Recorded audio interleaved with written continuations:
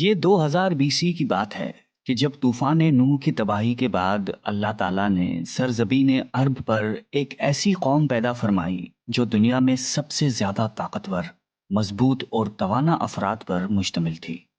یہ لوگ جسمانی خوبصورتی، سرخ و سفید رنگت اور وجاہت میں اپنا ثانی نہیں رکھتے تھے۔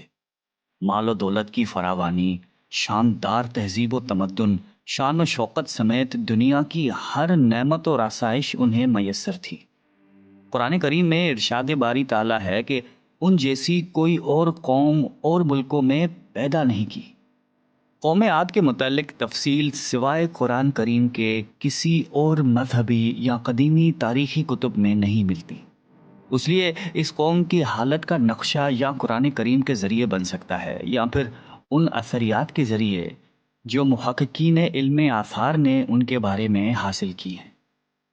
مورخین لکھتے ہیں کہ عاد نام کا ایک شخص حضرت نوح کی چوتھی نسل میں ان کے بیٹے سام کی اولاد میں سے تھا۔ چنانچہ اس شخص کی اولاد اور اس کی پوری قوم عاد کے نام سے مشہور ہو گئی۔ وہ اعرابی تھے جو بہت لمبے اور مضبوط ستونوں پر قائم کردہ عالی شان محلات میں رہا کرتے تھے۔ قرآن کریم نے انہیں ارم ذات العماد یعنی ستونوں والے کے نام سے یاد کیا ہے۔ ارم ان کا بہت خوبصورت شہر تھا جس کے آثار 1984 میں خلائی شٹر چیلنجر کی مدد سے دریافت کیے گئے ہیں۔ یہ علاقہ آج کل عمان کا حصہ ہے۔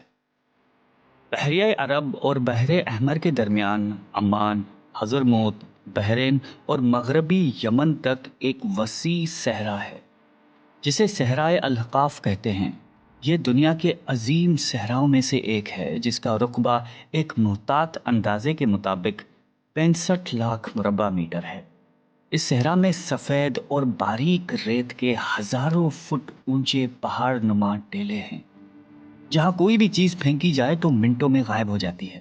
کسی زمانے میں یہ دنیا کا سرسبز و شاداب علاقہ تھا اور وہاں یہ قوم عاد آباد تھی۔ آج یہ بھیانک صحرا اللہ تعالیٰ کی کھلی نشانیوں میں سے ایک اور اہل زمین کے لیے جائے عبرت ہے۔ قرآن کریم میں ارشاد باری تعالیٰ ہے کہ وہ ارم جو ستونوں والے تھے جن کی مانند کوئی قوم ملکوں میں پیدا نہیں کی گئی۔ بعض مفسرین نے لکھا ہے کہ ارم عاد کے دادا کا نام تھا جیسا کہ ان کے شجرہ نسب میں بیان کیا گیا تھا۔ ڈاکٹر اسرار احمد تحریر فرماتے ہیں کہ عام مورخین کا خیال ہے کہ ارم قوم عاد کے شاہی خاندان کا لقب تھا۔ حالیہ دور میں ایک شہر کے جو زیر زمین آثار دریافت ہوئے ہیں ان سے پتہ چلتا ہے کہ اس شہر کے فصیل پر 30 ستون یا مینار بنائے گئے تھے۔ کہا جاتا ہے کہ یہ شہر شداد نے خصوصی اہتمام کے ساتھ بسایا تھا جو اس قوم کا بہت بڑا بادشاہ تھا۔ قد و قامت اور جسمانی قوت کے لحاظ سے دنیا میں اس کا کوئی ثانی پیدا نہیں ہوا۔ اس طرح اس قوم نے جس معیار اور جس انداز کی تعمیراتیں کی، ایسی تعمیرات اس سے پہلے دنیا میں کبھی کسی قوم نے نہیں کی۔ شاید اسی لیے یہ جگہ شداد کی جنت ارضی کے نام سے تاریخ میں مشہور ہے، تاکہ لوگ آخرت کی جنت کے بدلے اس نقد جنت کو اختیار کر لیں۔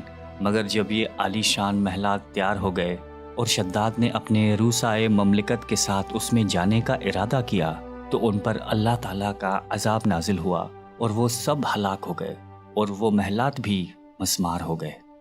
اس اعتبار سے اس آیت میں قوم عاد پر آئی ایک خاص عذاب کا ذکر ہوا ہے جو شداد بن عاد اور اس کی بنائی ہوئی جنت پر نازل ہوا۔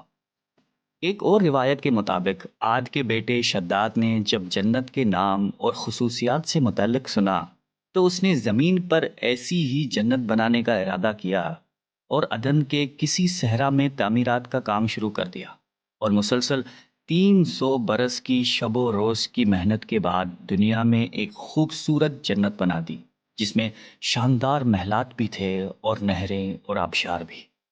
شداد کی عمر 900 سال ہو چکی تھی۔ ایک دن اس نے قوم عاد کے لوگوں کو جنت کے دیدار کی دعوت دی۔ وقت مقررہ پر وہ اپنے لوگوں کے ساتھ جنت کی جانب روانہ ہوا۔ ابھی شہر ارم کے عالی شان دروازے کے قریب ہی پہنچا تھا کہ رب ذوالجلال کے عذاب نے آ گھیرا۔ یوں شداد اپنی جنت کے ساتھ زمین میں ہی زندہ دفن ہو گیا۔ طوفان نوح کے بعد قوم عاد ہی وہ پہلی قوم تھی جو بتوں کے پجاری بنے۔ علامہ جلال الدین سیوطی اپنی تفسیر میں تحریر کرتے ہیں کہ قوم عاد نہایتی زوراور اور بہادر قوم تھی۔ وہ سب بت پرست تھے۔ مختلف کتب میں ان کے بتوں کے مختلف نام بیان کیے گئے ہیں۔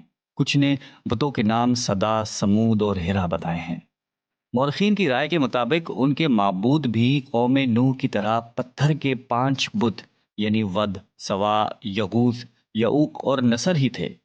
کفر و شرک کے سمندر میں غرق قوم عاد کی بد اعمالیاں جب اپنی انتہا کو پہنچ گئیں تو اللہ تعالیٰ نے انہی کے قوم کے ایک نیک اور صالح بندے کو ان پر پیغمبر بنا کر مبعوث فرمایا۔ حضرت ہود قوم عاد کی سب سے معزز شاخ خلود کے ایک خوبصورت اور وجیح شخص تھے۔ حضرت ہود علیہ السلام نے ان سے کہا کہ بھائیو، ایک اللہ ہی کی عبادت کرو، اس کے سوا کوئی تمہارا معبود نہیں۔ قوم عاد کے سرداروں نے جواب دیا کہ تم ہمیں احمق نظر آتے ہو اور ہماری نظر میں تم جھوٹے ہو۔ حضرت ہود نے کہا کہ میں رب العالمین کا پیغمبر ہوں اور اللہ کا پیغام تم تک پہنچاتا ہوں۔ کہنے لگے تم ہمارے پاس اس لیے آئے ہو کہ ہم اپنے ان معبودوں کو چھوڑ دیں جنہیں ہمارے باپ دادا پوجتے تھے اور صرف ایک اللہ کی عبادت کریں؟ اگر تم سچے ہو تو جس عذاب سے ہمیں ڈراتے ہو وہ لے آؤ۔ حضرت ہود مسلسل 50 برس یا اس سے بھی زیادہ واعظ و نصیحت کرتے رہے۔ کبھی انہیں اللہ کی عطا کردہ نعمتیں یاد دلاتے تو کبھی عذاب الہی سے ڈراتے، کبھی طوفان نوح کی ہولناکیوں کا ذکر فرماتے، لیکن وہ غرور و تکبر میں اندھے اور بہرے بنے رہے۔ انہیں اپنی طاقت پر بڑا گھمنڈ تھا۔ ارشاد باری تعالیٰ ہے کہ قوم عاد ناحق ملک میں غرور کرنے لگی اور کہنے لگی کہ ہم سے بڑھ کر قوت میں کون ہے۔ قوم عاد کے 13 خاندان تھے۔ عمان سے لے کر یمن تک ایک طویل علاقے میں ان کی بستیاں تھیں۔ سرسبز و شاداب کھیت و کھلیان، پھلوں پھولوں سے لدے ہوئے باغات، میٹھے پانی کی بل کھاتی نہریں، خوبصورت آبشاریں اور تندرست و توانا قوی، مضبوط اور قداور جسامتیں، انہی سب نعمتوں نے انہیں شدید گھمنڈ میں مبتلا کر رکھا تھا۔ حضرت ہود علیہ السلام نے اپنی قوم کو راہ راست پر لانے کے لیے بڑی جدوجہد کی، لیکن قوم عاد آپ کو جادوگر اور سحر زدہ شخص خیال کرتے تھے کہ جنہیں ان کے پتھر کے باطل خداؤں نے دیوانہ بنا دیا تھا۔ بالآخر وہ لمحہ بھی آ گیا کہ جب حضرت ہود علیہ السلام نے بارگاہ الہی میں دعا فرمائی کہ اے میرے پروردگار، انہوں نے مجھے جھوٹا کہا ہے، اب تو میری مدد کر۔ فرمایا اے نبی، یہ تھوڑے ہی عرصے میں اپنے کیے پر پچھتانے لگیں گے۔ اللہ تعالیٰ نے اپنے نبی کی دعا قبول فرمائی اور قوم عاد پر عذاب کی ابتدا ہوئی۔ بادلوں کے فرشتے کو حکم ملا کہ اب بارش نہ برسائی جائے۔ چشموں کے فرشتوں کو حکم ملا کہ ان کے چشموں اور آبشاروں کو خشک کر دو۔ دیکھتے ہی دیکھتے شادابی ویرانی میں بدل گئی، مویشی مرنے لگے، پھل اناج ناپید ہو گیا۔ پوری قوم خشک سالی کا شکار ہو کر بدحال و پریشان ہو گئی۔ یہ سلسلہ مسلسل 3 سال چلتا رہا۔ نبی سے قوم کی یہ پریشانی دیکھی نہ جاتی تھی۔ مسلسل واعظ و نصیحت کرتے رہتے اور فرماتے کہ اے میری قوم، اپنے پروردگار سے بخشش مانگو، پھر اس کے آگے توبہ کرو، وہ تم پر آسمان سے مینا برسائے گا اور تمہاری طاقت اور قوت میں اضافہ فرمائے گا۔ کہنے لگے ہود، تم ہمارے پاس کوئی دلیل ظاہر نہیں لائے، ہم صرف تمہارے کہنے سے نہ تو اپنے معبودوں کو چھوڑنے والے ہیں اور نہ تم پر ایمان لانے والے ہیں۔ ہم تو یہ سمجھتے ہیں کہ ہمارے کسی معبود نے تمہیں آسیب زدہ کر کے دیوانہ کر دیا ہے۔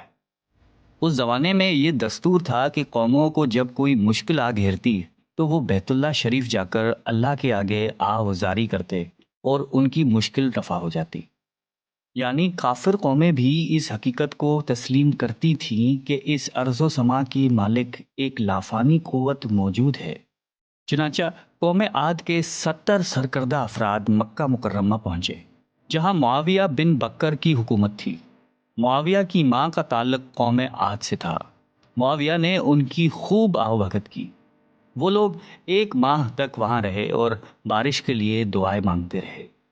دعا کروانے والے سردار کا نام قیل بن عنبر تھا۔ اللہ تعالیٰ نے ان پر 3 رنگوں کے بادل بھیج دیے، سفید، سرخ اور سیاہ۔ پھر آسمان سے ندا آئی کہ ان میں سے ایک کو منتخب کر لو۔ تیل نے سیاہ بادل کو پسند کر لیا کیونکہ وہ خوب بارش برسانے والا تھا۔ پھر ندا آئی کہ تو نے ہلاکت اور تباہی کو پسند کر لیا ہے۔ چنانچہ اللہ تعالیٰ نے سیاہ بادلوں کو قوم عاد کی جانب ہانک دیا، جسے دیکھ کر پوری قوم خوشی کے شادیانے بجانے لگے۔ ارشاد باری تعالیٰ ہے کہ جب انہوں نے اس عذاب کو دیکھا جو بادل کی صورت میں ان کے میدانوں کی طرف آ رہا تھا، تو کہنے لگے یہ تو بادل ہے جو ہم پر برس کر رہے گا۔ تو اللہ تعالیٰ نے فرمایا نہیں، بلکہ یہ وہ چیز ہے جس کے لیے تم جلدی کرتے تھے، یعنی آندھی جس میں درد دینے والا عذاب بھرا ہوا ہے۔ یہ ہر چیز کو اپنے پروردگار کے حکم سے تباہ کیے دیتی ہے۔ گناہگار لوگوں کو ہم اسی طرح سزا دیا کرتے ہیں۔ اللہ تعالیٰ نے یہ عذاب 7 رات اور 8 دنوں تک مسلسل جاری رکھا۔ اس آندھی نے کسی جاندار کو زندہ نہیں چھوڑا۔ غاروں، پہاڑوں، گھروں، محلات اور قلعوں کے اندر سب کو فنا کر ڈالا۔ حضرت ابن عمر رضی اللہ تعالیٰ عنہ سے مروی ہے کہ آپ علیہ السلام نے فرمایا کہ وہ آندھی جس کے ذریعے قوم عاد ہلاک ہو گئی تھی، اللہ تعالیٰ نے ان کے اوپر صرف انگوٹھی جتنی جگہ کی مثل ہوا کھولی تھی۔ اللہ تعالیٰ نے اس خوفناک آندھی سے حضرت ہود علیہ السلام اور ان کے ساتھیوں کو محفوظ رکھا۔ ایک مرتبہ حضرت عائشہ صدیقہ رضی اللہ تعالیٰ عنہا نے آپ علیہ السلام سے دریافت کیا کہ یا رسول اللہ، لوگ تو بادل دیکھ کر خوش ہوتے ہیں کہ اب بارش ہوگی، لیکن آپ کے چہرے مبارک پر تشویش کے آثار نظر آتے ہیں۔ آپ علیہ السلام نے فرمایا کہ عائشہ، اس بات کی کیا ضمانت ہے کہ اس بادل میں عذاب نہیں ہوگا، جبکہ قوم عاد ہوا کے عذاب سے ہلاک کر دی گئی تھی۔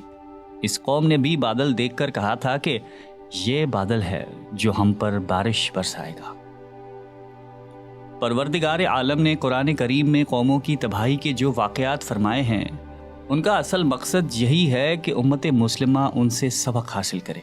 اللہ نے قوم عاد کو طاقت و قوت، مال و دولت، شان و شوکت سمیت دنیا کی ہر نعمت عطا فرمائی، لیکن جب اس نے نافرمانی کی اور اپنے نبی کی بات ماننے سے بار بار انکار کیا تو اللہ تعالیٰ نے اسے نیست و نابود کر دیا۔ ہم سب کو بھی انفرادی اور اجتماعی طور پر اپنے روزمرہ کے معاملات کا جائزہ لیتے رہنا چاہیے کہ کہیں ہم جان بوجھ کر یا انجانے میں اللہ اور اس کے نبی علیہ السلام کی نافرمانی کے مرتکب تو نہیں ہو رہے۔